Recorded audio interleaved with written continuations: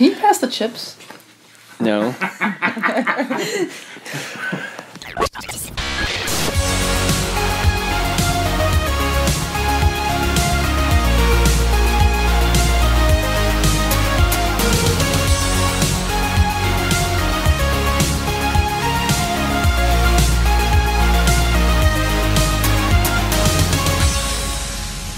Welcome to the Tuesday Night Podcast, a podcast that's normally all about the stories we make while playing the games we love on, around, and under the gaming table.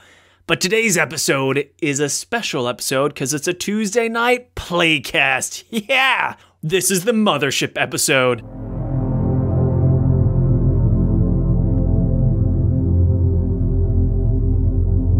I've been looking forward to it, probably more than you even have been. But with me, I have the creator and designer of Mothership, Sean McCoy. Heyo, how's it going? So what you're going to be hearing is segments from our actual live playcast that we recorded on a stupid iPhone during Origins 2018. It has Lindsey in it. She's playing Dr. Jerry Conch, a scientist. You have Driver Ray, a soldier, played by Donn Stroud. There's Ben Kanelos, aka Sir Weeinie. He's playing Clocky, an android. And then there's me. I'm playing a teamster by the name of Maxwell Fisher. But then we have the Warden, Sean. What you're going to hear this episode is a whole bunch of swearing, watch out, and a whole bunch of crappy audio from a single iPhone that was passed around the hotel room on a very tired Origins Saturday night. Voices raspy, people in the background, people in the foreground. If anything, what's cool is this has motivated us to get much better audio equipment for any future endeavor like this.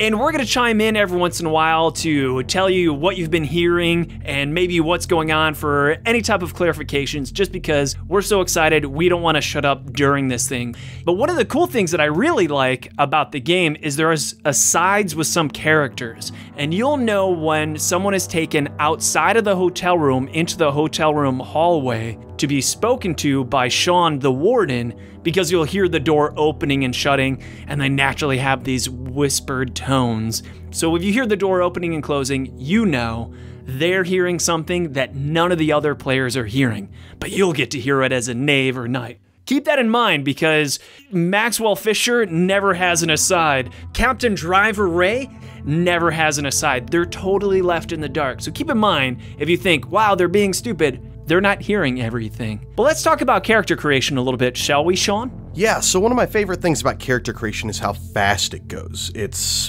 designed to be a very lethal, dangerous game, and if character creation takes 30 minutes, then it's really going to kill the momentum at the table. But this way, your character can die, be knocked unconscious, captured, shot into space, and you could be back up and playing in, no joke, probably 5 minutes. But we should talk about the characters you're about to hear. What do they have to roll, Sean, in order to get their 4 stats? So at character creation, you roll 6d10 for each of your stats and add that up. It'll give you a number on average around 30 or so.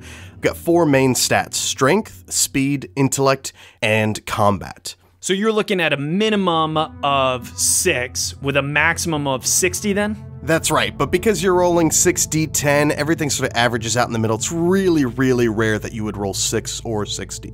So here's the only one thing I want to preface before you dive into this. With my character, I rolled my strength stat.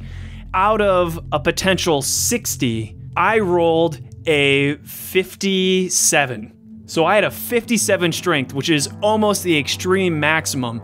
My intelligence, I believe, was a 15, which is really dumb. So I had this really big, dumb teamster driver character. So I think that comes into play a lot in the episode. This adventure / module is called what? What did you call this, Sean? Psychotropics. Psychotropics. I think we should just jump right into it and shut up and let people start enjoying the episode, shall we?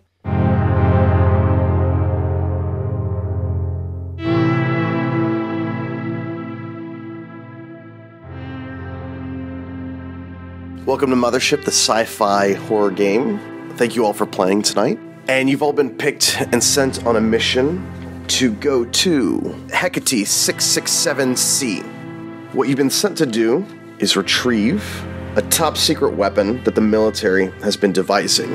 The military base on Hecate 66-7C has been unresponsive for the past few weeks, and they've lost contact with Colonel Zeke, who's running the operation there. You've been sent along with Captain Driver Ray. And his crew of mercenaries. How many did you bring? 2. We've got Duck and Sanjay, who I call Sanj.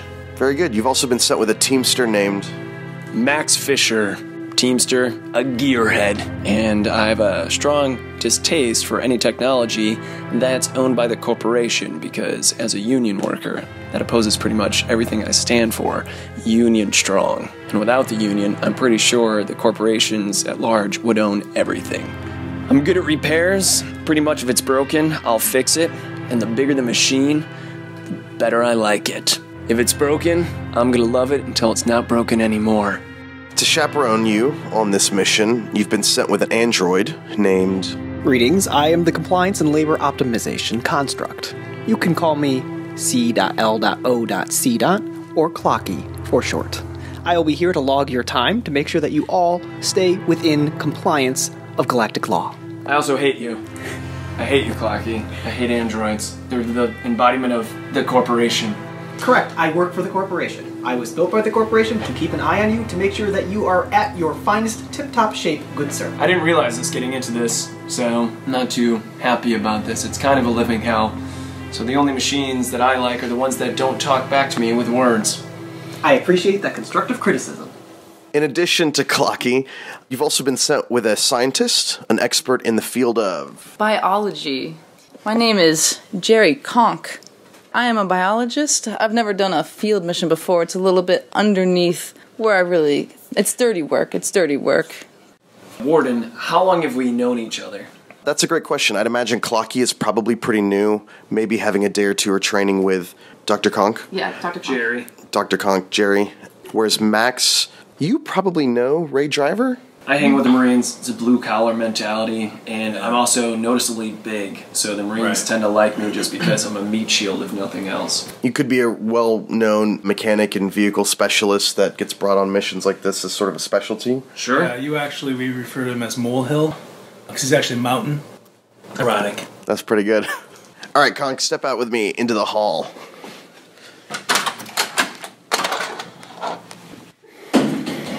Okay, in your advisory role as a scientist, biologist on this mission, you've been informed that some of the secret weapons that they've been developing are psionic weapons. They've sent a team of psychic potentials down to the planet in order to see how they can interface with different kinds of weaponry. You're aware of that, but nobody else in the crew is aware of that. Okay, it's your choice whether to share that information or not. Yeah, for now we'll keep it that way. Okay.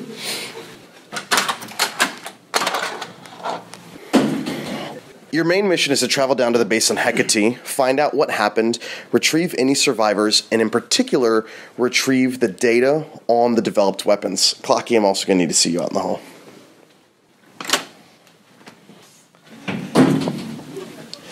You've been sent on a very specific mission, a side mission.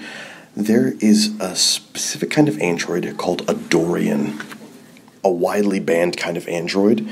Why is it banned? It's banned because its entire job is to have shameful, embarrassing, and dark memories downloaded into it so that they can be removed from the subject. So people who are the subject of dark lifestyles and are very rich and powerful can download their memories into it to not have to worry about it. But also people who are engaged in super secret, dark, black site work involved with committing atrocities also might have a Dorian on hand so that they can remove those experiences from them and continue on their work. I just need to understand the purpose of the Dorian. Is the Dorian there so that people can put memories into it to destroy the Dorian? So that they're like, oh, those memories are gone, they're not in my head? Or is the purpose of that so that they can keep the Dorian around for later if they need the Dorian to do things that were from their dark past? So it's manyfold. In some cases, it's used as a form of blackmail because they store and store and store, and they're very expensive, and they're super illegal to get. So you don't just throw one away or delete it when you're done with it. You might keep it around for a long time, continuously downloading thoughts into it.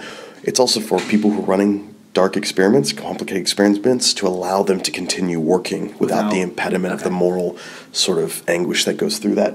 And then for the government to have that to go through it and keep the record of it in a way that won't hurt anyone. Dorians are really finicky. They're hard to work with. They constantly want to hurt themselves, but they're not allowed to. Your job is to retrieve it safely so that they can get that information back to the corporation. Do they want the Dorian or do they want the information? That's a great question. Your understanding is that they want the Dorian, but that's a judgment call you'll have to make on the surface. Okay. Letter of the law, they said. Bring us back the Dorian.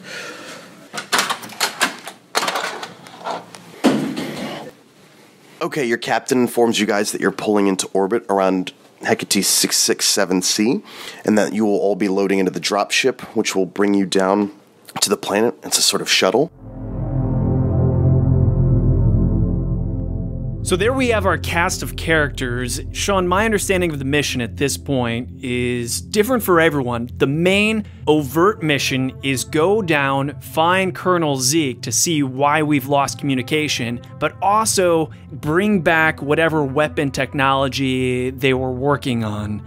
Dr. Conch has to retrieve some type of psychic experimental subject, and Clocky's going down to gather a Dorian. Am I right in thinking that? You're absolutely right. As per usual, corporations are only really interested in their assets, and everyone on board this mission is considered disposable, alongside the people who are testing these weapons in the first place. They want the Dorian back because it houses their strange corporate secrets, and they want their psychic weapon back before it gets in the hands of competitors. What we're about to hear is the dropship going down actually causes a bunch of stress. So what you may not hear is on the way down to this planet, we have to roll stress tests. Explain stress tests really quick, Sean. Essentially, you take on stress in a similar way that you would take on damage. And as you accumulate more and more stress, you're more likely to panic. And when you do, it's made worse by the amount of stress you have. Everybody's gaining stress based on how afraid they are going down on the dropship amidst a sort of light ion storm in the atmosphere. But here's the problem. Stress is more severe around androids. So Clocky's on the dropship with the in total 6 crew members. So our cast of 6 characters, we have our 4 main players and then 2 mercenaries that are just NPC side characters that Donn Stroud, Captain Ray Driver, is controlling. But as long as the android's around, we have a harder time with stress tests. Why is that? Specifically, you have 4 saves. You've got a fear save, a body save, an armor save, and a sanity save. And these are how resistant you are to different kinds of challenges, damage, distress, that sort of thing. And androids give you what we call disadvantage when you have to make fear saves in their presence. Essentially, emotionally, humans find androids so disconcerting that whenever they're afraid, it's actually doubled by the fact that androids are around. So what that means is they have to make 2 fear saves and then take the worst result because they have disadvantage. So what happens right off in the beginning, before we even really start playing, is we're on this really shaky, turbulent dropship that lands us in the middle of this crazy jungle, stormy atmosphere. And on the way down, we have to do fear saves, etc. And everyone's already on edge. So let's shut up and get back to the adventure at hand. So you guys get on the dropship. The dropship comes down through a heavy turbulence and a burst of rain. Everybody go ahead and make fear saves. What I want you to do is roll D100 and try to roll equal to or under your fear. Ooh, you are all at disadvantage. Did you all make your fear saves? We all failed them. You all failed? Critical fail, critical fail. Critical fail? What's a critical fail? If you anytime you roll doubles. And you. She got 99, I got 88. Wow, 99. Everybody's gonna take 1d10 stress. So go ahead and roll 1d10 and add it to your stress. For fuck's sake, I'm kind of stressed out. If I were to put a number on it, I'd say I'm at like a 4. I'm at 12. Those of you who critically failed, roll 2d10. Did you roll above your stress? Yes. So you do not panic. You both took panic checks for critically failing. So you guys are all pretty rattled. It's a strange planet. The turbulence is awful. This is not what you guys were prepared for. You thought you'd come down, do a little bit of investigation. You didn't think you'd be on this sort of hellish jungle world. And they bring you down to the surface. Hecate is a dark, murky jungle planet. Picture a jungle world with constantly low-rolling fog in the middle of heavy storm season. The dropship lands. When they start letting down the bridge, and the pilot says, "You guys are gonna have to get moving. In the next 12 hours, there's going to be an ion storm passing through here, and if we don't pick you up by then, we're going to have to leave you here for another week. We won't be able to get back into the system by then. So you have 12 hours to get the weapons, get the information, and get back here. Otherwise, you'll be stranded. 12 hours, more than enough time. Starting timer now. Before you get off, they instruct you, you've got to put on your hazard suits. The air, while breathable, the planet has not been fully terraformed. And so if you're outside of your hazard suit, you're going to have to make body saves every hour or take damage. But it is breathable temporarily in short bursts. So you can do it. It's not going to kill you, but if you're prolonged to it for a day, you're just going to be taking damage because of the partial terraforming of the planet. When you guys hit the ground and immediately you're soaked, you guys see the dropship pull away to go into high orbit where it's not going to be affected by the incoming storm for now. What the pilot's done is they've brought you to the last known location of the Colonel, which is his mobile command center. It's an armored personal carrier with a huge turret on top, but it's sunken into the ground and it looks like it's not working. All sorts of vines have covered all over it. There's a red light spinning around the top of it. It looks totally empty. So you're all sort of in your hazard suits with your comms on. Rain is streaking across your visors. You've got your Marines with you. I'm going to open it up. What do you guys want to do? We're going to check for supplies. I'll follow. I don't want to be left behind with not Marines. Duck and Sanj are going to open up the door. I'm going to be looking around, keeping an eye out. We're in the jungle and we're on our way to... This is the last known location. Okay. You're trying to find out where the Colonel is, where the weapons is, where the testing facility is. All of these things were established by the Colonel on site. The mobile command center was sent from a dropship. That's your... Captain Driver's looking around, watching. Duck and Sanj are checking out the vehicle. They're going to go inside, but it's sunken into the ground a little bit, overrun with vines. How many doors are on this thing? There's just one big sliding door on one side. And there's like an escape hatch on the top above the turret. Alright. Sanj is checking it out. I'm looking around. I'm looking at you guys. I'm shaking my head. Androids, scientists. I like Max though. So it's locked, Big. but it doesn't seem trapped to him. Alright. It just seems sort of locked and like rusted a little bit. Right. Can I examine the mud that it's sunk in? Yeah. So you go over and you see that it's sinking into the mud. Seems to be because you're in the rainy season, and for whatever reason this vehicle may have been abandoned. But while you're looking into the mud, you see these giant bipedal mechanical tracks following up alongside the mobile command center and then heading off into the jungle further away, about 4 feet long, 3 feet wide. They're huge tracks. Clocky, can you please come here? I certainly can. What can I do for you? Can you please identify these tracks? Match them with your database? I run a scan. Sure. Using tracks to a Malachi 9 advanced remote exosuit. It's a few meters tall. It's a huge mech. And it's built to be remote controlled by people with psionic abilities. Psionic abilities? Mm-hmm. So basically they're drones that can be controlled by a human off-site with their mind. I run a database scan. Were there any psionics that were sent down to this base that I know of? You don't have access to that information. You just know what the model is and the make is and what the build of it is. This is most likely not something piloted by the Colonel. This is most likely something piloted by somebody else remotely. Correct. All right. Dr. Conch, I've identified this as a Malachi 9 advanced exosuit, and as you may know, that is remotely piloted. Thank you, Clocky. Captain? Any thoughts? No. So the team's landed, and they come across this huge armored personal carrier, which is like a mobile command center. Imagine 8 Hummers all strapped together, stacked on top of each other. It's just a big-ass tank-looking thing, a tank of tanks, if you will. And the door is stuck shut, but there's a hatch above.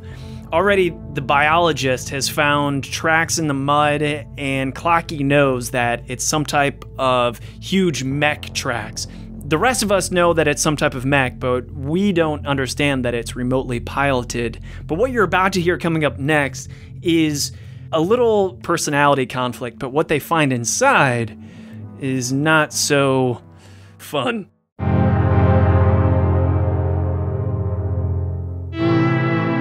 The turret on the top, it's unlocked and openable.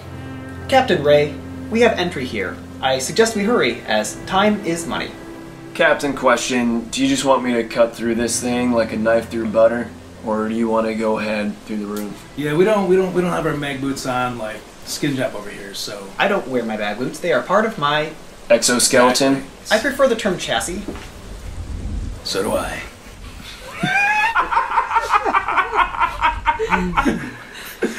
You have a hand welder? Yes, and my laser cutter. Laser cutter's a little bit of overkill, but you could hand weld through the door. It'd take you probably 5 minutes. I just know that the android went up top, so I say we go in through the side and do what us humans do. I don't care what we do, as long as we do it, instead of gabbing like little girls. Alright, I'm gonna start opening it if you don't mind, Open it. Captain. I'm gonna see if I can beat this android John Henry style. Alright, do it. I believe if that is your desired course of action, I will come down and make sure that you are following all agency protocol for breaking this door. Fuck you, android, just get in there and find out if you can open the door from the inside. You're basically expendable, so please go in there and be the bait. I'm not authorized to enter this vehicle without Captain Ray present. As a doctor, I'd have to say that your stress levels are probably reaching an unhealthy level. I will return to your side. Can you just open the damn door? Alright, yeah, fuck it. No. Opening. Alright, Captain, thank you. You cut through it.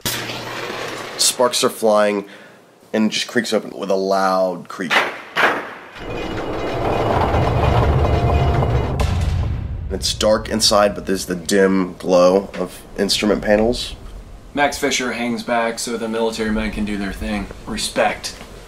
I take note of the damaged company property. It's extensive. In fact, the entire vehicle seems to almost have been sabotaged.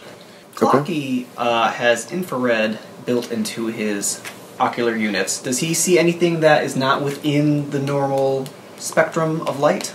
There's signs of some sort of decaying life form inside. I detect a decaying life form. I smelled that 2 minutes ago, Clocky. I cannot smell. I'm sorry. Seriously, they can build androids to be asshole weenies, but they can't build them to smell? That is a luxury model. Did I ever tell you about the luxury model back on Centron 5? Yes, you have. It's a good one. Now's not the time. So I have a med scanner. Can you explain to me what that does? The med scanner allows the user to scan a living or dead body and analyze it for disease or abnormalities without having to do a biopsy or autopsy. How close would I have to be to use it? You'd have to be about a foot or two away. Could I use it on a basic level just to see if anything was alive within... Correct? That's the The med scanner's meant to treat somebody. Got it. The bioscanner's meant to look for life Right forms. sweep. Right. A radar of biomed. Which he's already done and saw that there was decaying organic material inside. Okay. How big is the dead thing? It's a person. It looks like a Marine. His skin is hanging off his face. You could see exposed skull. He's bled out on the floor. He's got his backpack. He's got his sidearm out. The instrument panels have all been just really fucked to hell. Conch. I'm going to do a med scanner or whatever I could do to get more information from it. I also want to put my fingers into the wounds, pull it apart, and see if I can find any sort of organic material that wouldn't or shouldn't be in that wound. So some kind of secreted organic material was put on this guy's face, like a naturally occurring acid. And it looks like from the wounds, something was torn off of his face. He died pretty quickly after whatever this thing was ripped his face off. What's the verdict, Jer? Well, he's dead. Yeah, thank you. I mean, I'm no brain trust, but... It seems like some other organic material was attached to his face at some point and was forcefully removed in one way or another, which led to massive blood loss and probably shock, which led to the shutdown of his organ systems. I'll do a scan if I can see if the organic material matches any sort of medical database. Nothing that you've seen before. That reminds me of when I lost that bet, driver, and you made me wax my chest. Is that kind of what we're looking at? Like removing the wax and... Yeah, except if in layman's terms, that happened to his face. Ouch. So, whatever happened to this guy happened recently. Which is interesting because the vehicle had looked like it had been stuck there for a long period of time. And yet this man has only died in the last 24 hours. I've been down to collect the dog tags. Severance pay will be issued. The dog tags belong to a Corporal Silas Diego. No! So you're saying that whatever killed this dude is... Probably very, very close to us. Everybody gain 1 stress.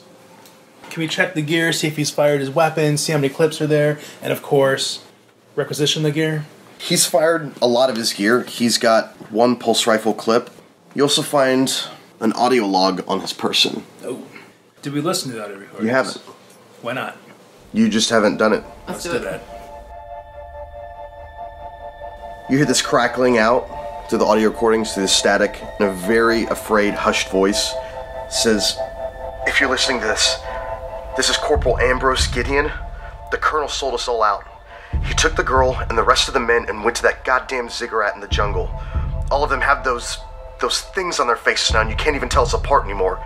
I'm taking what's left of the rations and ammo and heading to the tower.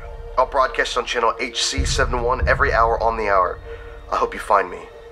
Actually, that's a lie. I hope no one ever comes here again." And then it just fades out to static.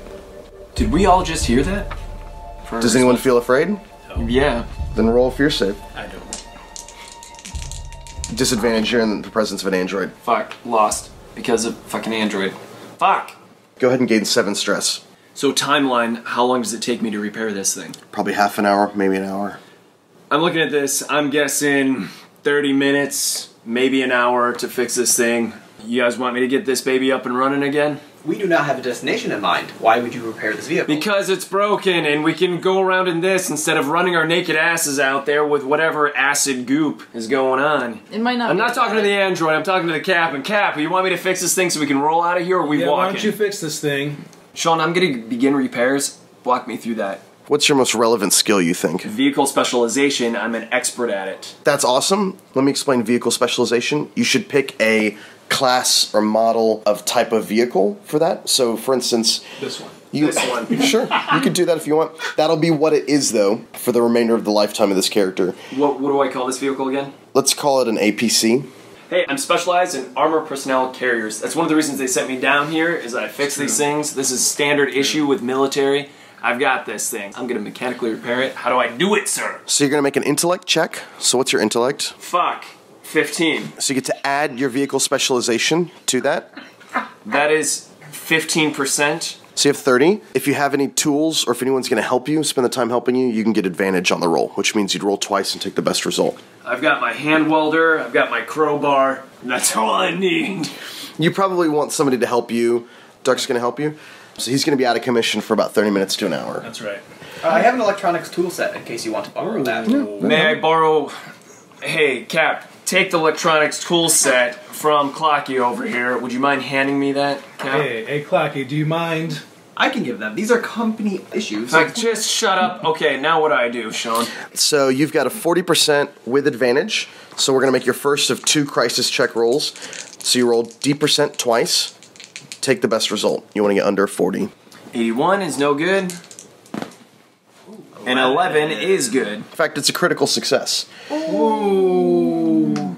Make that 15 minutes, Cap. This thing has nothing but a little bit of a dent and nothing a good old-fashioned max loving wouldn't help. So you get in there and you see that whoever or whatever was trying to do damage to this thing might have been acting out in rage and wasn't directly trying to sabotage the vehicle, because the things that they've destroyed aren't necessarily what you would destroy if your intent was to permanently disable the vehicle. Is the damage inside the vehicle? It's inside the vehicle. Okay. It's within the electronics and Alright. the navigation. So maybe there's a scuffle, maybe there's a fight, maybe somebody was just lashing out. Were there any weapons discharged inside the vehicle? Mm-hmm. Okay. I'm at the computer station and I'm tapping away. I'm looking for the location of the ziggurat now. So what you can see, sort of a rudimentary GPS system, and it shows a couple favorites. Something marked facility, and then it's got a location deep in the jungle that's unmarked and unnamed. I believe I've located the ziggurat. Once we are up and rolling because of good Mr. Fisher's work, we will be able to visit it. Excellent, let's get started. I would like to radio back to Space Base, at least letting them know our progress. Yeah, the ion storms are getting in the way, and you're having trouble making communication. Clocky, I want you to try to regain communication every hour on the hour, please. I will instead switch to the channel that Marine... I was just going to say, can you switch to HC10 or whatever it Yes, was? I'll switch to that channel and double check Monitor that real as quick. well. Wait, can't you do both? I thought you were a fancy android. Can't you monitor headquarters, whatever you call it, and freaking help voice guy? Dr. Conch said to do it every hour on the hour, which is the same time that man is going to be radioing. I cannot do two things at the same time. Clocky, will you please do it on the half hour? I certainly can. Thank you. Thank you, Clocky. Asshole.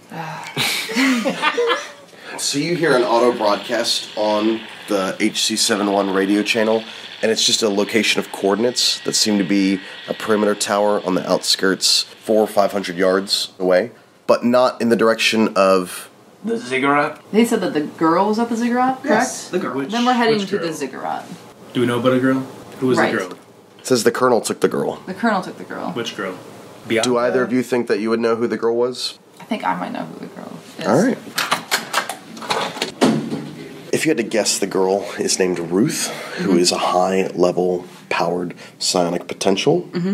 She's one of maybe 6 or 7 women who's on this planet, but the one who has the highest score of psionic potential.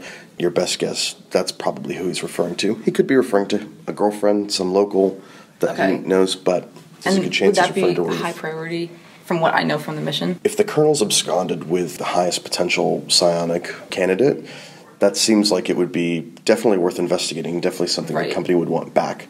It's your call as to whether the success of your mission involves ignoring other locations or leads at the expense of going that way. So there's that, and then there isn't another. Were they testing something on them, or would it be the test? That's a great question.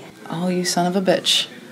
I just want to say for the record, all I know, there's space things, and we're going to be here a week if we don't hurry up. Let's get this done. Clocky, I want you to please proceed to the ziggurat. Route is planned. I am waiting for Mr. Fisher to finish his repairs. Working on it here. I said a simulflange. That's a wrench. So here is our party. They have landed on this planet, already shaken up.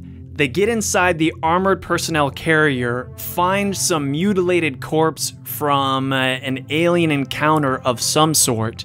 Then they have a couple of options now. Through the recording, they found Colonel Zeke has taken a girl to the ziggurat. The recording was from Corporal Ambrose Gideon. And then through listening to the GPS and listening to the station that the audio recording referred to, long story short, they now have 2 locations possible. The ziggurat, which potentially has this girl, whom the doctor is the only one who knows anything about, and they also have some type of tower/facility. The group has a decision. Option A, ziggurat. Option B, tower/facility. And right away, the party has contention.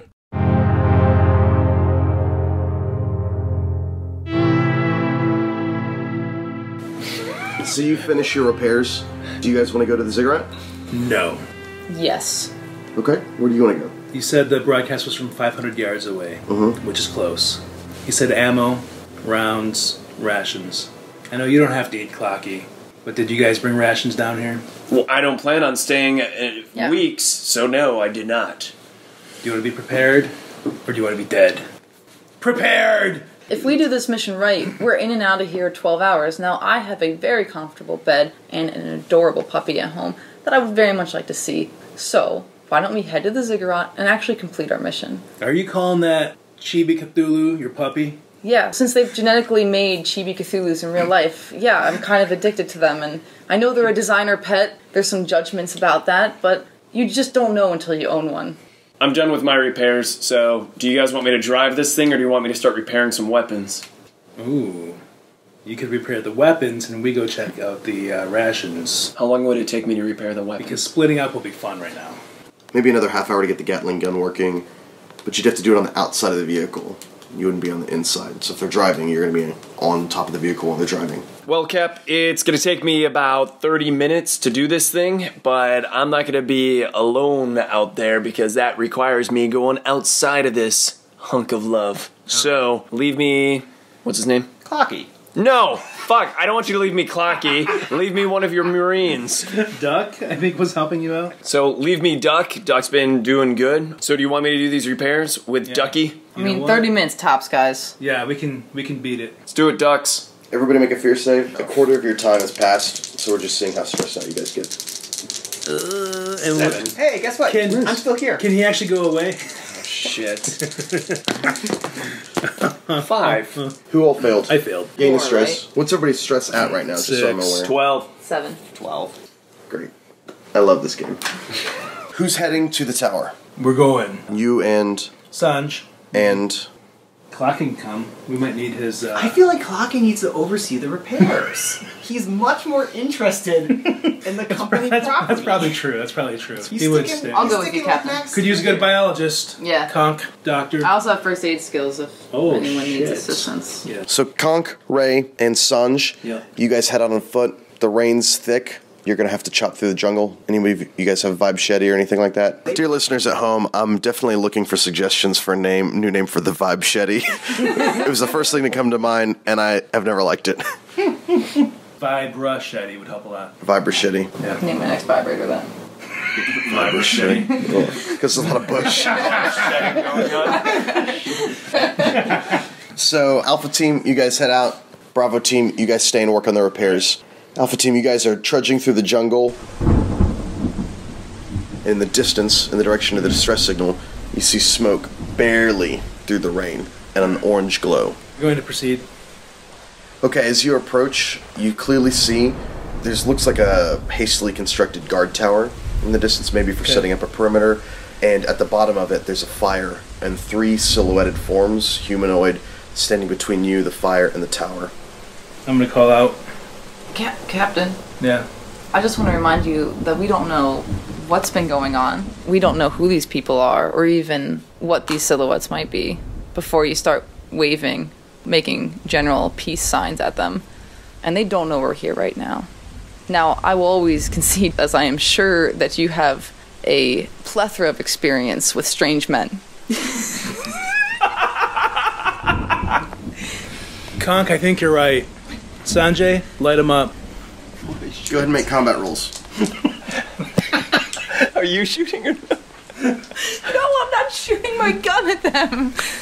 Haven't you heard about Driver Ray? Why are you only 2 extremes? Like, you're gonna say hi to them and you're just gonna gun them down. Do we hear their conversation since it's an open line? I would think that we had our own group. So let me get this right. I've got 35. I already got the 5. I'm going to add 5 for having a Marine with me. Mm-hmm. So that's 40. Mm-hmm. 15. For firearms. 55. The HUD, 65. That's it. Advantage or disadvantage? We're going to surprise them. Yeah. 19. 19. So you guys just let out an arc of fire.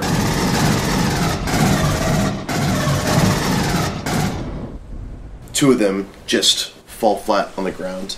Good idea, Conch. Both of you make sanity saves. Oh, fuck my ass. What's a sanity save? Sanity save is how your brain deals with rationalization of events that are beyond its comprehension. Did you guys pass or fail? Fail. Both of you hear this loud ringing in your head, like tinnitus, as soon as those guys drop. And both of you get nosebleeds, lose 1d10 health. Both of you make speed checks. Speed check. Alright, 31. My speed is not bad. Fail. Critical fail? Ooh, wow. So the other silhouette just immediately turns towards you, and it's a tall, gaunt, looks like a Marine. They're loaded down with equipment, but there's just this skin wrapped all around their skull. Both of you are stunned and unable to act, and you just feel your brain just feels like they're imploding. Okay, Conch, it's your turn. That creature is still coming towards us? Yeah, he's just walking towards you, sort of like the T-1000, just slowly. And you see this wrapped, skinless skin face with no features. He's moving slowly? He's walking. He's walking? I'm going to grab Captain Driver, and we're just going to take off. Like this. So I'm stunned, but I'm sure Sanj might toss a frag grenade. Make a combat roll for him. Bonus from you being helpful. 45 then? Yeah. Oh, 19. So he just launches the frag grenade at the guy, and the creature sees the frag grenade coming. It looks up, and the frag grenade just stops, and then explodes and your headaches, they feel quieter. So here's a big moment in the adventure. The group has split up into two parties, Alpha Team and Bravo Team. Alpha Team being 3 individuals, Sanj, Driver Ray, and Dr. Jerry Conch come to the tower and they find these faceless, almost zombie-like things. And Sean, this is where they get attacked by psionic abilities. So now you've introduced psionics into the game.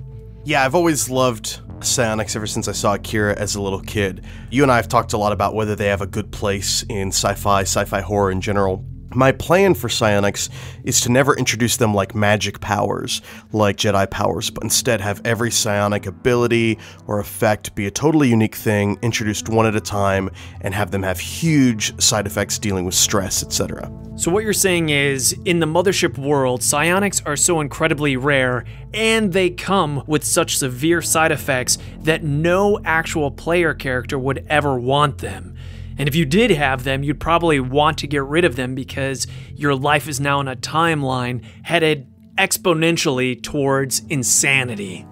I guess what I mean is it won't be a comprehensive system. Every single version of psionics that we'll see hopefully will be a totally unique thing, but it won't be like, oh, you have 3 psionic points, etc. At this point, we're going to check back in with the Bravo team, repairs going on in the APC. And this is where things take a little turn for the worse, not because of necessarily die rolls, but because of character choices.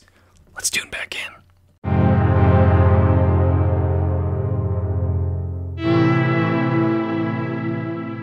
Go ahead and make your intellect check for your vehicle specialization. Is Okay. plus 10 from the electronic toolkit. Oh, so 40. And then what's his name's helping you, so you get advantage. Critical fail, 99. But you have advantage because the other guy is helping you, right? Duck is helping. Thank God. Well, you guys are on the outside? 99. No. Oh, I don't know You if critically I- failed twice? I rolled 99 twice in a row. Holy shit. I just rolled 99 twice in a row. What's wrong with these dice? I rolled them. Okay, in attempting to fix the problem, what you weren't aware of was that lodged within the actual weapon itself was a live, loaded round that had failed to eject. It had been fired, but had not left. And so working on it, you detonated it, causing a hull breach in the actual vehicle itself. So the weapon, the Gatling gun that you're working on, is permanently disabled, and the armor of the vehicle, it just can't sustain fire as easily. Fuck! Ah!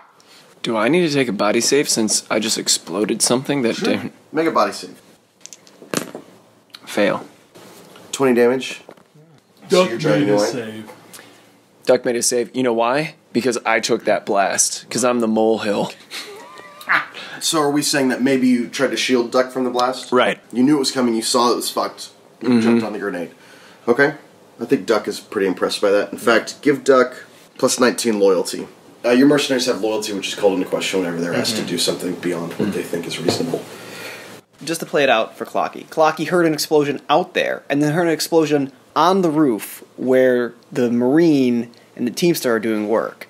Clocky would assume we're under fire? Like something launched something at us? Fuck it, I'm driving the ship away. He's in mid-panic, so he's going to start driving the ship away. I'm going to drive it to the ziggurat.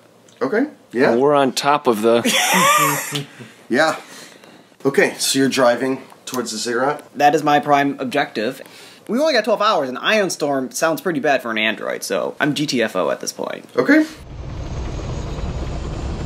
Ducky and Max definitely go through the top hatch since that was open and never closed.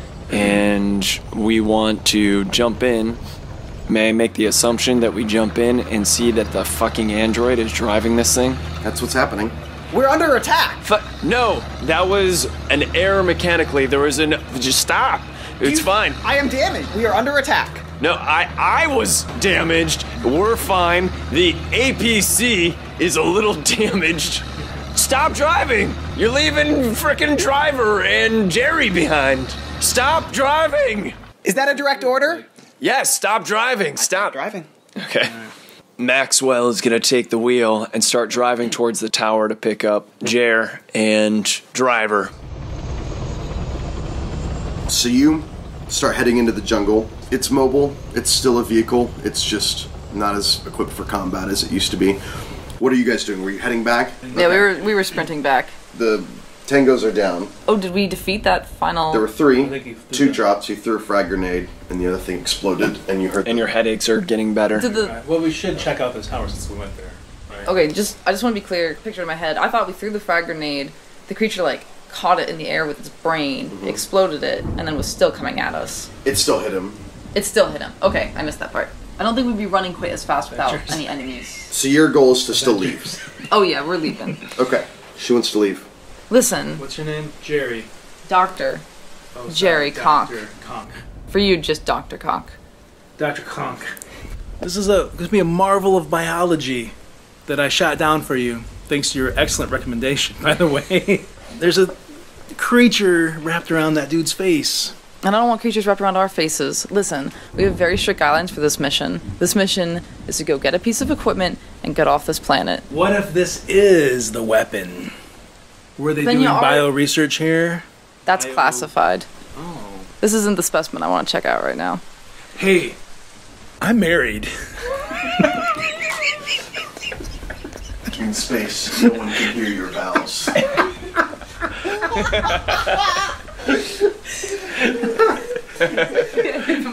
If we don't want to check these creatures out, we at least have to grab the ammo and some of the supplies. Listen, we don't know what this thing is. If there's Yeah. more of these, then I don't know what we can do to protect ourselves. We can shoot Your them. face is covered in blood, sir. A little scratch. From your nose? Yes. Listen, I'll give you 10 more minutes to get in there and get out, but we don't touch anything. You don't breathe anything in. Can I touch the guns? Yes, since we're playing Captain Asshole, I guess you can touch the guns. Let's go look for some guns. Driver, you're heading up to the tower Yes. with Assange? Sanj. In the meantime, we're driving to the tower. Yes. You're walking up to the tower, and then about 5 meters in front of you, a bullet hits the ground coming from the tower. You hear an "Identify yourself" coming from the tower. Captain Driver Ray. What unit are you with? I don't fucking know. Where did you come from? I don't know, Captain 23rd Driver. Raven. This is Sanj. Sanj's like, hey man. I don't... Are you one of them? No, we just dropped. A spotlight aims down on all you guys. Drop your weapons. Absolutely not. Yeah, we can't do that. Let me see your faces. Are you taking your helmet off temporarily to show your face? Or Hazard suits on. Yeah, do not remove that helmet. He's got to see your face or he's going to shoot. Then let's just go. Ambrose, we heard your message. I'm coming down, but I warn you, you can't get inside my mind. I don't want to get inside your mind. At this point, the mobile command center rolls up. Look, Who's that? Who's that? They're coming! it's Max Love and Clocky. He's a fucking glam rock band. and Ducky and Ducks. Oh yeah, ducks.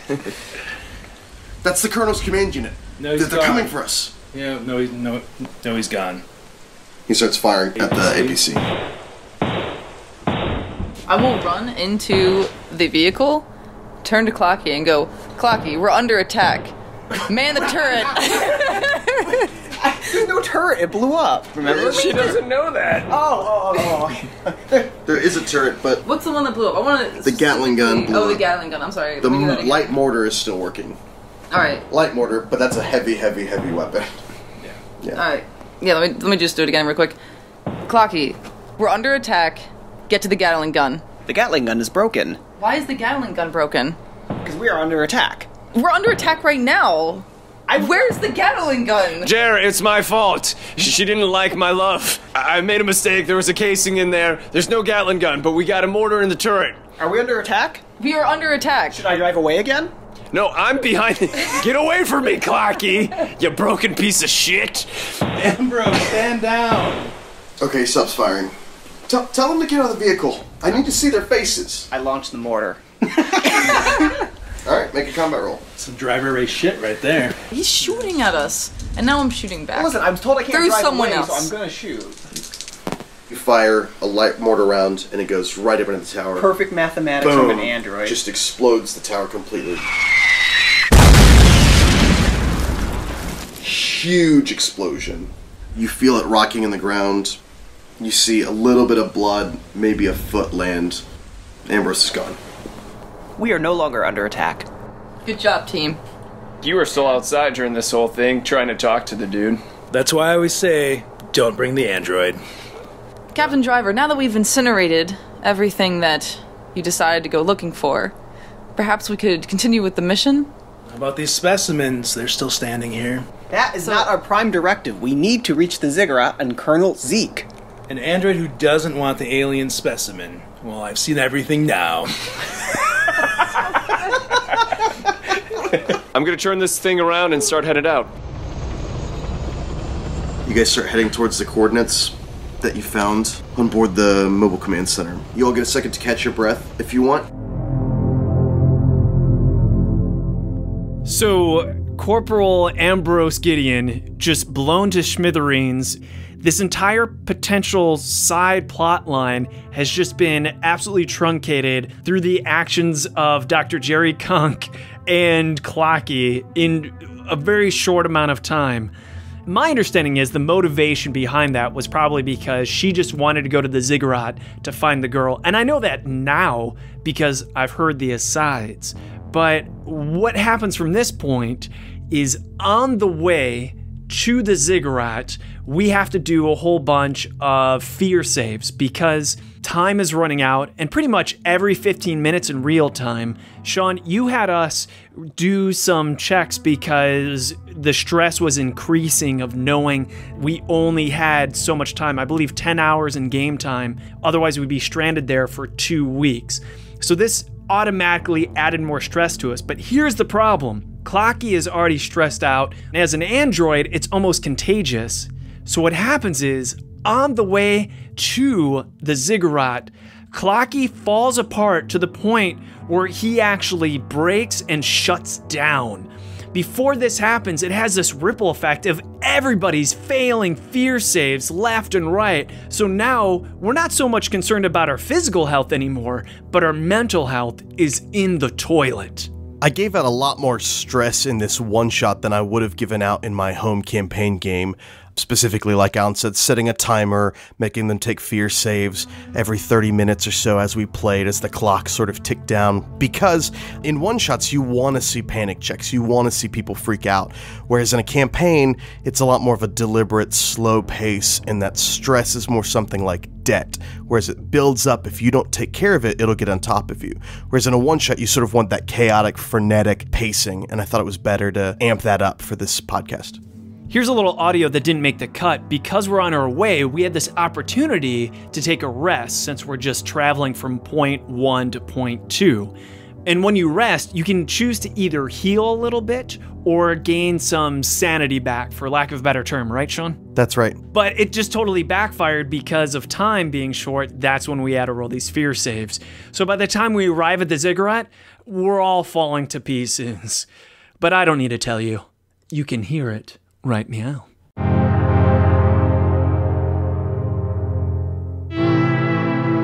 So you're gonna have to make a panic save. That's a 6. I'm already below my stress. You are broken. Oh no.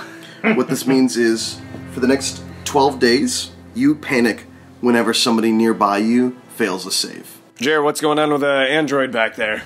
Oh, the fucking thing's broken. Sweet. No, it's not sweet. It's not sweet at all. You guys arrive. It's a huge storm outside, and you pull in to this giant, weird clearing, and you see this huge, like a D8, like a pyramid, and then an inverted pyramid of pure abyssal black, rain bouncing off of it, floating about 100 meters in the air. So even the bottom point isn't touching anything? Yeah. And down near the bottom, where the point points to the ground, there seems to be some kind of black totem. You guys are in danger of, like, going insane and having heart attacks. What the fuck is that? Can we just get one goddamn normal thing on this trip? Face waxers? There's a fucking thing floating in the air. Captain, let's just finish this thing and get home. The only good thing in this whole goddamn trip The android broke. Alright, what do you guys want to do? Conch, Yes. what is the deal here? Can you be more specific? If you think I haven't put the butt of my rifle to a woman before, Listen, if you're asking for specifics of the mission, we go in, we get this girl, we get out. You got who to. is the girl? Wait, I thought the mission was a weapon. You're talking about a girl? Yeah. The girl is the weapon. You That's all fucking you scientists and your fucking bullshit. It's as bad as this piece of metal over here. You know when you had appendicitis and then you didn't die? That's because of science, sir. I didn't have an appendix. Yeah, because we bred it out of you. Thanks again, science. What did you say about my mom? Listen, guys, can we just call in and say that the mission can't be successful because there's no way we're getting up there? So, whoops, you didn't give us any type of equipment to go up into a floating D8. Let's abort, yeah? Done. Max out. There's no aborting this mission. They're not going to do it. The only way that they come and get us is when we have the girl. What do you know about this girl? Who's this girl? She's your mission. That's all you need to know. Wait, you're saying this is a little girl? Yes. When I say girl, I don't mean one of your flopsy mamas. Well, let me tell you, I just saw dead Marines with face waxers all over them. There's gonna be a dead little girl. We're not calling them face waxers. It's like my chest and the wax and the face and it rips it off. I'm telling you, the girl's dead. We're out of here. Cap, back me up here. Girl's dead. You're Marines. This guy, the fucking dead corpse that's behind this driver's seat is dead. Right? Let's go. Where are we gonna go? Take us back to the ship. Who's gonna take us up? Yeah, they're not gonna retrieve us if we don't get this girl.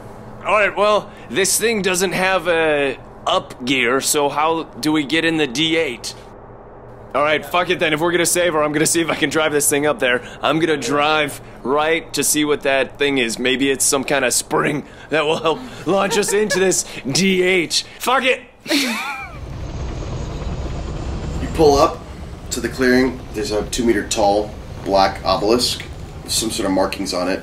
You're under the giant ziggurat now, and you're being shielded from the rain, but you're in this dark, deep shadow. It's eerily cold and quiet. You can even feel it coming in through the hole. And there's corpses that have been dismembered lying around the obelisk. There's some sort of markings on it that you can't see from inside the vehicle. Alright, I turn to the guys and say, listen, I just don't want you guys to know. This little girl, she's not gonna be like other little girls that you've known. She's gonna be a little different. Yeah, dead. We don't know that yet. So if she's dead, our mission's complete, we can still leave? Yes, that's the understanding? Yeah, you give me the corpse of that little girl, and I will call this mission complete. No. I'm the driver. The driver stays with the vehicle. I think you mean you go get the little girl. Dux, you'll help her out, right? I'm sure Dux can watch the vehicle for you. You are our expert. Your name I'm the expert driver. Your name is Max, which is the name of all, I assume. I thought you were smart. A biologist. Maxwell's my name. What are you talking about? Listen, that has I've nothing never- to do with anything. That's a stupid name that my parents gave me. Listen, I've never been good at the complimenting to get people to do things thing, but you're just going, and then I point my gun at him. Oh, Cap, you have a gun too. Just reminding you. I'm just looking back and forth. Clocky, you're back online. Are we under attack? Clocky, you back with us? I am. I am running a bioscan now. There's a lot of life forms inside the ziggurat. It's hard to make out. It's like a zoo up there. You can't tell the size of them, but they're faint. It's almost like there's a huge swarm of bees or something in there. There are plenty of life forms within the ziggurat. Whoa. We're here for one life form, and does your bioscanner thing-a-ding tell us if they're alive or dead? I detect no dead bodies, only live bodies. Do you detect a life form that stands out amongst what you're currently detecting? Don't you think at this point, since we're kind of all fucked here, that we should at least be a little open with each other? I know this story that when a craft was going down, everyone just started telling everyone their dirtiest secrets because they didn't want to take them to the grave. So I think that moment is now. Who is she? She is the mission objective. Yeah, why is she so special? See, I told you. She's a mission objective. Fuck you guys. He's not a Marine. He doesn't get it. Listen, guys, if I tell you a little bit about what's going on, will you just get moving? Yeah. That is outside the mission parameters. I suggest we complete the mission first. All right, let's move and talk. For instance, I'll start. Hey, my second wife's name was Beatrice, and I cheated on her, and that's why that marriage didn't go well. I know the Iron Storm is approaching. We should complete the mission. Okay, I told my secret. Little girl has an importance factor because... That's classified. Clocky, would you do me a favor and go pick up that rock? I really need it. It's for biology. I'd be happy to. Would you like me to collect these spare parts as well? Yes, as long as that only takes around 120 seconds. Alright, I start picking up all the severed arms and legs and collecting them. That was dumb. So while he's gone, there was some experimentation here. Mind stuff. Like fucking weird brain shit. It doesn't matter. We just get this girl. We forget we ever were on this mission. I'm sure we'll get a nice big bonus for hazard pay. And we all get to never see each other again. I mean, I don't mind if I never see you again, but I kind of have a friendship going on here. So, fuck you, Jer. Yeah, let's never see Conch again. Yeah, You Jer. guys never have to see my face again. That'd be great. Yeah. You and your living dildo machine over there can go fuck off for all I care. Whatever. Clocky, you can just put those, just drop them in over there. I start stacking them meticulously. Okay. Yeah, everybody make a panic check. There's no way we can roll. I'm panicked. Yeah. Panicked? Panic. I have yet to pass a roll in this game. Not a 1? Not one. Have I passed yet in this game? So you're going to gain 4 stress. Now, make your panic effect table roll. Roll 2d10 and add your current stress. You gain 1d stress, and for the rest of this mission, you have to make a fear save to engage in combat or flee. You've become cowardly. I rolled a 35. We're off the charts here. Psychotic. Okay. Immediately attack the closest crew member until you do at least 2d10 damage. Looks like Clocky's really close to me. Make an armor save. So you have this innocent android stacking dead people's body parts. Now I'm rolling a D100 to hit. That is A critical success. critical success. You. Now I roll D100 for damage. D100? It's a Yep. laser cutter. So 42. Times 2, 84 damage. 84 damage. What? I just woke up! I just got up again! I was so dutiful!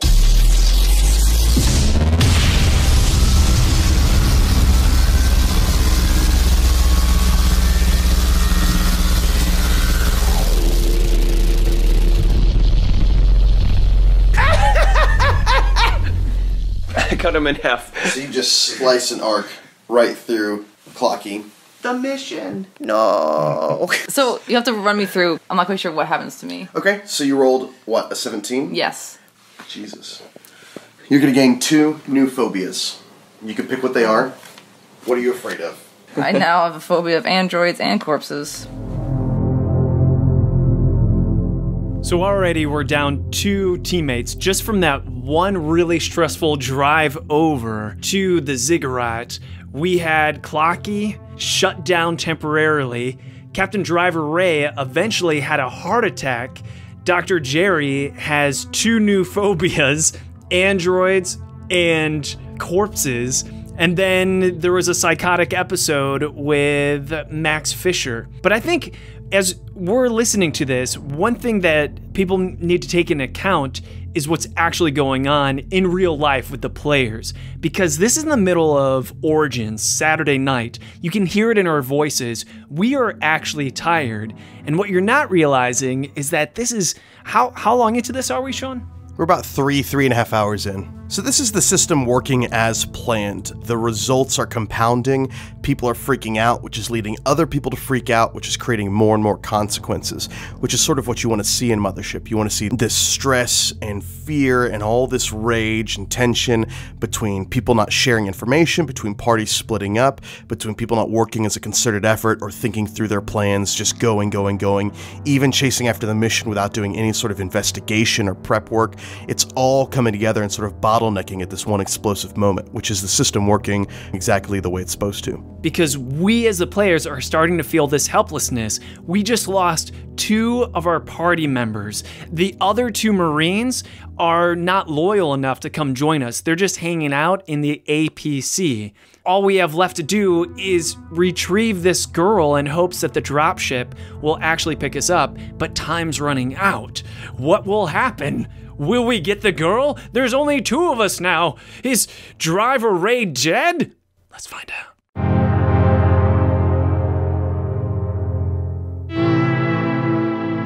Alright, so it's the final 4 hours. Heart He's attack. gone. You're dead, sliced in half.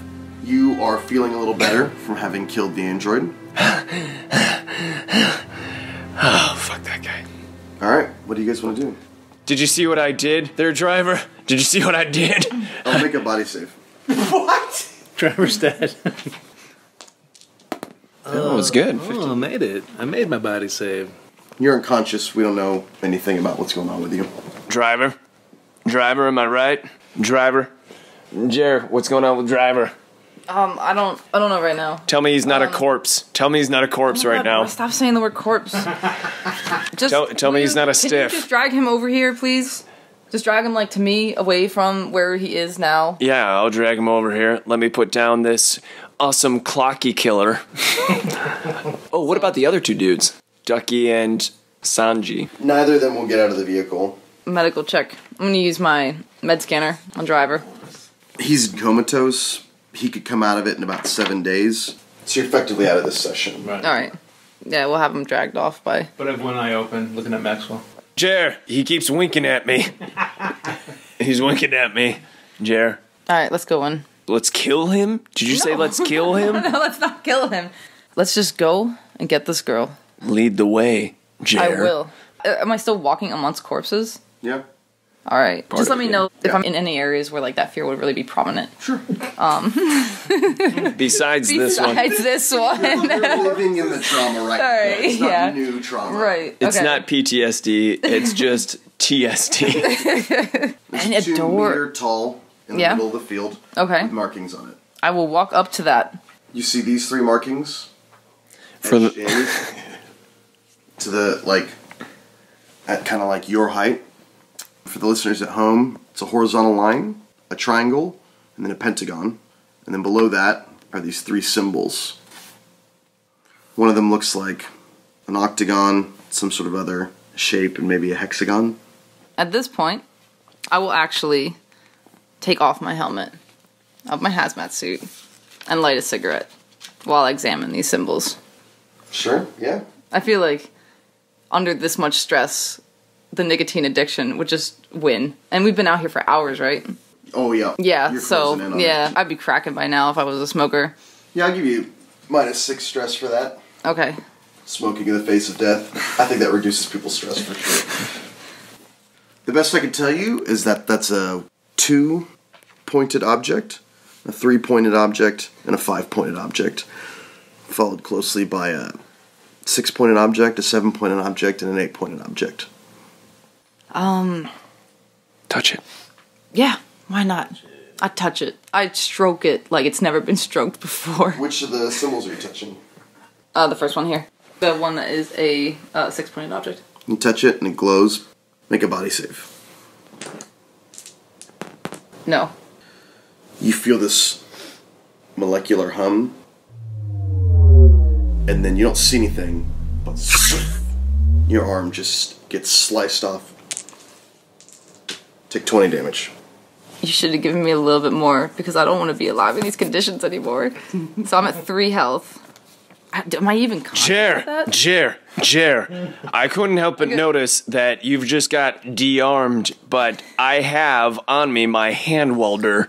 Let me solder that thing for you. Okay. Oh, wow, wait, no. It looks pretty clean. It is a weirdly clean cut. You're not Okay. feeling the pain. But the blood is coming out? The blood is not coming out. We're in the planet Hecate's 667 something. The name of the planet is Hecate 667. Anyway, we're in Hecate 667C. So why don't you hit the 6, 6, and then 7, and then hit the C button? That's the name of this planet. With your good arm, please. You guys are both looking at it. She doesn't have to do anything. Oh, man. You guys can- I think she just, just sits against the wall and slides down and just Great. keeps smoking that cigarette. Sure. I'm gonna go ahead and grab her severed arm, and I'm gonna manipulate her hand to touch the one that has 8 sides to it, the octagon. Because this is a D8, baby, and there's 8 sides to that thing. You feel, Through her hand? yeah, this electric field going up through right in front of your fingertips where you're holding her arm, and the front part of her arm falls off, and you're holding on to just basically a filet mignon. Jer, it wasn't the octagon. Yeah, keep trying. Well, what do you remember hitting? I got the 6. I'm gonna be honest. I don't know if we have to do this mission anymore. How do we leave? We can't leave. Are you just saying we're dead? Yeah, we're pretty much fucked. Okay, well, if you're giving up, take that cigarette arm of yours and hit that second to last symbol, please. With one arm missing and traumatized, and there's no reason I should be conscious right now. Jay, let me ask you something. You ever feel there may have been something in that tower that may have helped us out in this situation? No, I don't see how that's possible. Maybe like there was someone in there that maybe knew something about this shit? Listen, if you're gonna play the logic game with me right now... Okay, can I please drag Jer over there and force her to push the second to last button? Which one do you want her to press? The Pac-Man upside down Pac-Man symbol, please. Yeah, is there any way for me to resist that? Or, like, attack him? Or just, like, You don't have to do anything. go You just berserk? make opposed strength checks. Yeah, I'm going berserk. There's no way I'm touching that with my other arm. Let's see how well you do against the molehill there, Jer. So whoever rolls higher without going over their own stat wins the opposed check. A 49. And she rolls a critical success. So it's your call. How do you win this? Yeah, so he tries to push me over. I grab him, and I slap his arm right up against that symbol. Your hand feels it, and it's cold. You can feel it through the hazard suit, and you feel this. And then this light comes down. And you see this huge opening. Iris out, dilate out in the bottom of the ziggurat, and you guys both start floating. Up, up, up. You're 50 yards up, you're 100 yards up. You're getting sucked into the bottom of this ziggurat, into this huge dark chamber. And below you, it irises shut, and then drops you onto the floor into a circular chamber about the size of a football field. Dark, black, cold, but it's dimly lit. You don't know where the light is coming from. There's a corridor in one of the walls ahead of you, and it's weirdly human-sized. There's no reason for caution. I'll strip off the rest of my hazard suit. Because if I'm gonna die, I'm gonna die comfortable. Go for it. Yeah. Alright. Oh, I only have one arm. How's the air in here? Totally breathable. What are you gonna do? Yeah, I'll walk through the door. And this is all about speed forward. now. And you go through sort of the cutout tunnel ahead of you. Along the walls are pictographs carved in, almost like Egyptian hieroglyphics, but all with these people with these cloths hanging off of their faces, these capes draped over the sides, and they're building huge pyramids. They're worshipping these strange creatures. There's a huge creature with a cape draped over its face, pointing and then bowing, that sort of thing. It's just these pictographs of great works etched into the sides of these walls. You keep moving forward and you arrive at another huge chamber. This one bigger than the first, but the whole thing looks papered over with dry, paper-like substances. Like, picture something the size of half a newspaper, and it's brown, almost flesh-like, and it's just covering the walls and the floors and everything on the ceiling. It has kind of a faint leafy fluttering, kind of shimmers. There's another thousands and thousands and thousands hanging off the ceiling. Jer, that looks kind of fleshy. You're a biologist. Isn't that like the study of flesh? It is the study of flesh. I'll get my med scanner and see what I can learn from one of them. They're all individual organisms, but at a very, very low sub-hibernation sort of state of existence. Okay. They're in deep, deep hibernation, waiting for something to wake them up again. Right. So it's not actually a tarp, it's many pieces. And it appears to be, or at least what the scanner's telling me, is that each one of these is its own organism. They're in hibernation. Are you telling me this is a fucking room of face waxers? It looks like this is a fucking room of face waxers. But we ditched our helmets, so we're good, guys. No. My helmet's still on. Oh, is it? Yeah, I never took my helmet off. Well, Jer, how do we get across this without stepping on anything? Are we stepping on some now? Do you have anything that could set it on fire? Yeah, I have my oxygen tank, and I have my Clocky killer. I can go ahead and use that on this thing. The laser cutter. It won't necessarily set anything on fire unless you have something combustible. Because I would have cigarettes, which means I would have like a lighter or something. Sure. So, is there something that we can make with the stuff we have? Build like a bomb? I have an idea. Do you have a bomb? You don't need it, so go ahead and hold the oxygen tank in your arms. That's rude. Yeah, I only got one arm. Oh, can you hold the oxygen tank in your arm? I mean, I probably could make it work. All right. Yep. Got it? All right. All right. Cool. I'm going to take my Clocky killer, and I'd like to boot Jer into the room to see if anything happens. Wait. I thought we were throwing the oxygen tank in there. No. That's what you thought. You are the worst. Make an opposed strength check. Alan, you have advantage for the surprise. I got 48. I got 9, and my strength is 57. Did you fail or succeed? No, my strength is really weak, so I failed. Okay.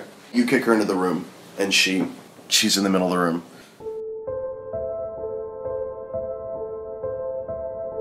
I just sprint right towards the other side. I want to get out of this room. So you're running through the room, and these things just start floating, detaching down, and attaching to you. Make an intellect check. Oh, I passed. I did it. 31.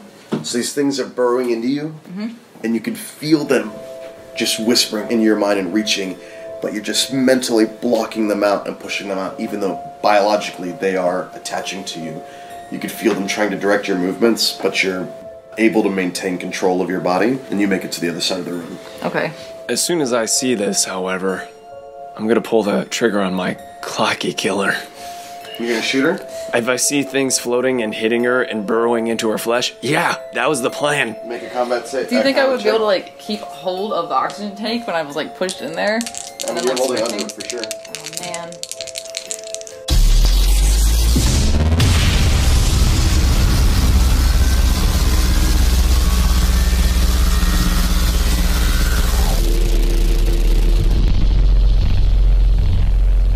I failed the combat check. The laser just goes right across the room. In fact, it hits the walls, but doesn't cut through, which is super rare since it's meant to cut through the hull of ships. It's going to have to reload and around. You see that your former partner is firing at you.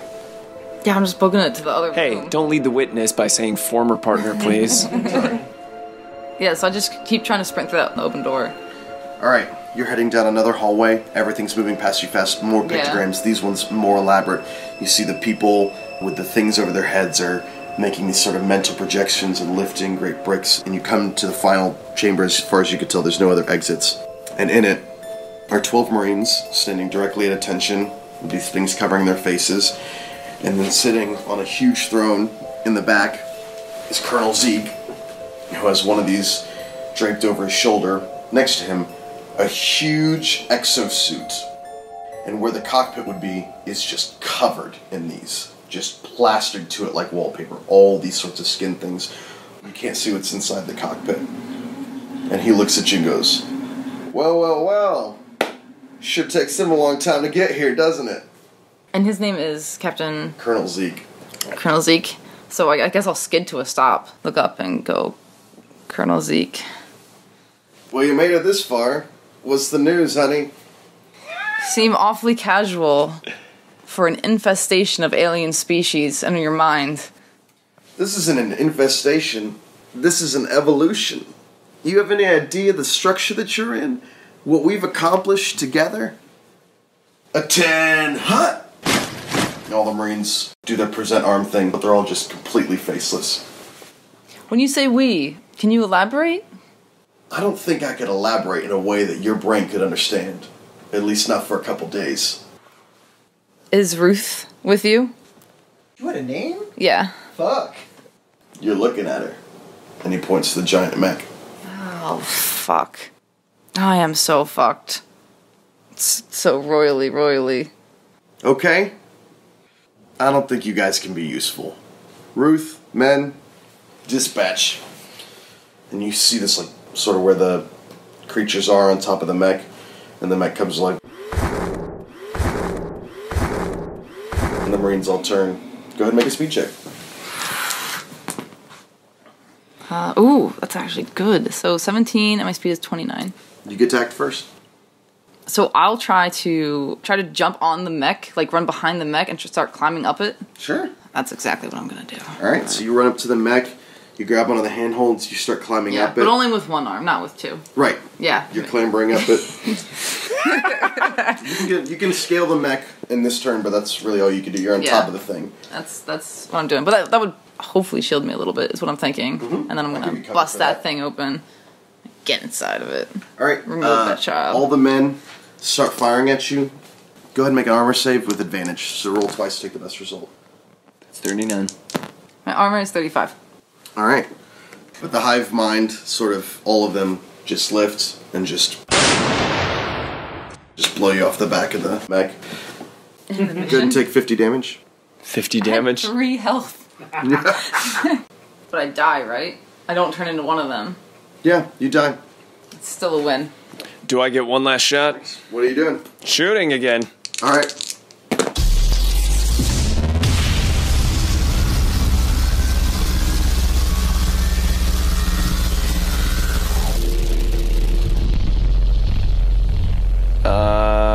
That would be a 91 miss. Okay. Another laser comes through, and then you just hear coming your way before your timer goes off. And you realize the shuttle's left. Fuck, I'm here for 2 weeks. Is that what it was? 2 weeks until the next one? Mm-hmm. Damn it. And that's Mothership. Thank you guys for playing. That's Mothership. That was our first time playing Mothership. It ended with freaking Driver Ray comatose on the surface of the jungle planet, probably running out of oxygen because he only has a limited supply. Max is just having a mech approach him while he's trapped in this D8 floating in the sky. And then Clocky's in pieces, and so's Dr. Jerry Conch. I had a lot of fun. This group's different than my home group in that they're all really invested in being immersed, acting, playing in character. My group at home's more about problem solving, but everybody there was playing super hard, head in the game all times, which I really loved. Clocky was a huge nuisance, which was great, of course. And for a one-shot, we ended with people dead, people despairing, people unconscious. It's a perfect ending to me for a Mothership one-shot. Here's the amazing thought is, there's so many points where this could have gone differently. I still have no idea what happened at the facility tower. What would Corporal Ambrose Gideon have said? What valuable information was there? Was Ruth? Was she in that mech? Was she consumed by these aliens? What the hell's going on? So the biggest design principle in Mothership is survive, solve, or save, which is that PCs can survive the mission, solve the mystery, or save the day, but they have to make a choice between only being able to accomplish 1 to 2 of those things. And they're always going to want to survive, but if they want to solve the mystery or save the day, it's going to cost one of those other things. So we had a few pieces of people solving the mystery scattered throughout, but the players failed to share that information with each other and investigate further. People wanted to move forward on the mission, but sort of the crosstalk and different goals made saving the day very difficult. And then again, because of both of those things, survival almost became impossible. So it was great that we were able to see all 3 of those design principles work in play at the table. Me as Max had no idea. I never really got the name Ruth until the end where Dr. Conch was like, is that Ruth? This is Ruth over here. Me sitting there, I thought, what the hell is going on? I knew nothing, and I still really don't know. I would love to know what the hell's going on. So that is the adventure of Psychotropics, as you called it, right? This module. Are we eventually going to have this module available, Sean? Maybe in a different form, but Psychotropics is a big module that I've been working on and brainstorming with one of the writers of the new module that's coming out at Gen Con, Dead Planet. Fiona Geist is really excited to work on Psychotropics and build it into a full-scale adventure. Cool. Well, you know what I'll probably have to do then is wait until that module's out, I'm guessing, because you're a son of a bitch and you won't tell me what the hell these things were. I do know, and let me know if I'm spoiling too much, that those aliens are called brain capes. And I have learned since about the Dorian, which was actually created by Donald Schultz, right? The Brain Capes and the Dorian were two monsters that were created to pass out as freebies at Gen Con and Origins for people who had bought Mothership and came by the booth. Donald and Nikki came up with the Dorian, Donald Schultz and Nikki Schultz from Board with Life. The Brain Capes, Donn Stroud came up with, along with two other monsters. And if we get a good enough response, we'll put these monsters up online as sort of free starter monsters to use in your campaign. Well, I'll tell you what, this is edited as much as I could. What you don't know is that this is like a 3-hour session, realistically, narrowed down to just like an hour session, plus our annoying commentary in between. So if you want the full audio, let me know. I can totally release it in its least edited form while it still makes sense. But in order to do that, go ahead, tweet us at PlayTKG and create the hashtag Mothership RPG. Say, release the audio, hashtag Mothership RPG. And if we get enough people to do that, I'll totally release that for you on our website so you can hear it if you'd like to.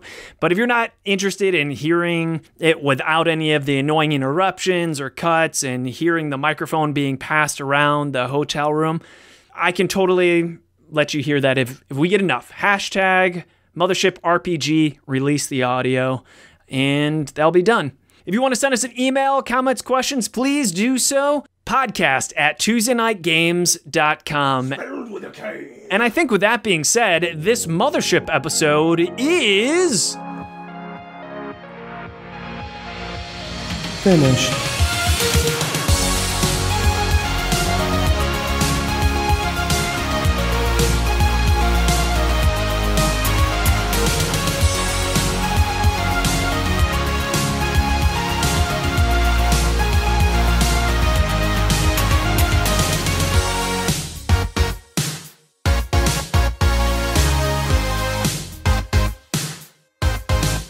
Zeke's a dickhead. Hey, if you're at Gen Con this week, don't forget, booth 2051.